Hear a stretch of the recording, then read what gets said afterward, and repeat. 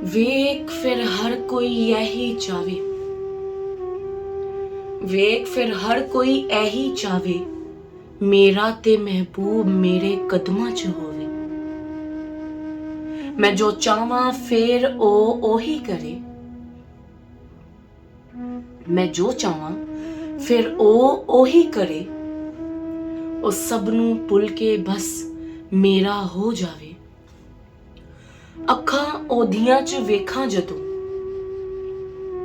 ਅੱਖਾਂ ਉਹਦੀਆਂ 'ਚ ਵੇਖਾਂ ਜਦੋਂ, ਮੇਰਾ ਹੀ ਅਕਸ ਨਜ਼ਰ ਪਿਆ ਆਵੇ। ਮੈਂ ਹਰ ਵੇਲੇ ਉਹਨੂੰ ਆਪਣੇ ਸਾਹਮਣੇ ਵੇਖਣਾ ਚਾਹਾਂ। ਉਹ ਕੁਝ ਵੀ ਕਰ ਨਾ ਸਕੇ, ਫਿਰ ਮੇਰੀ ਹੀ ਮਰਜ਼ੀ ਚਾਵੇ। ਮੇਰੇ ਲਈ ਹੋ ਜਾਵੇ ਪਾਗਲ, ਮੇਰੇ ਲਈ ਹੋ ਜਾਵੇ ਪਾਗਲ।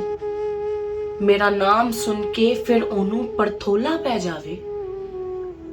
ਮੈਂ ਜਿੱਥੇ ਵੀ ਹੋਵਾਂ ਉਹ ਰਾਹ ਤੱਕੇ ਮੇਰੀ। ਉਹ ਬਸ ਇਹੀ ਚਾਵੇ ਕਿ ਕਿੱਥੇ ਜਲਦੀ ਆ ਜਾਵੇ।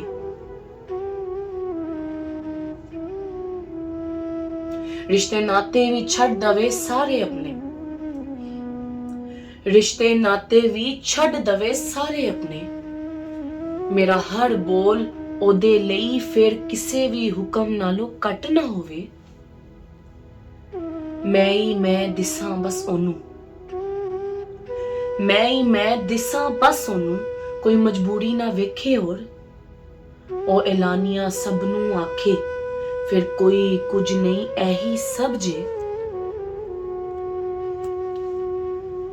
ਸ਼ਾਹ ਜੀ ਫਿਰ ਹੋਰ ਮੈਂ ਕੁਝ ਨਾ ਚਾਹਾਂ, ਸ਼ਾਹ ਜੀ ਫਿਰ ਹੋਰ ਮੈਂ ਕੁਝ ਨਾ ਚਾਹਾਂ।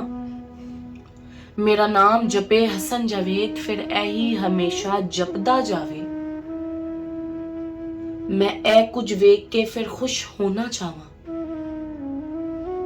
ਮੈਂ ਇਹ ਕੁਝ ਵੇਖ ਕੇ ਫਿਰ ਖੁਸ਼ ਹੋਣਾ ਚਾਹਾਂ।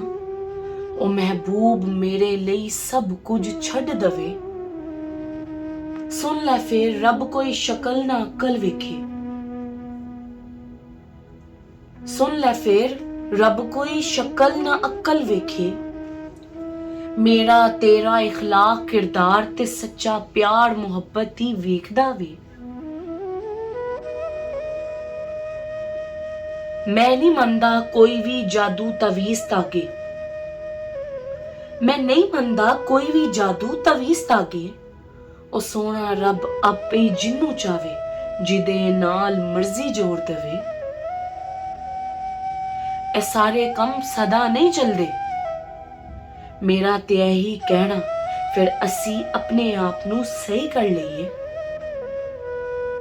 ਮੈਂ ਤੂੰ ਸਭ ਫਿਰ ਆਪਣੇ ਮਹਿਬੂਬ ਲਈ ਖੁਦ ਕੁਝ ਕਰ ਜਾਈਏ।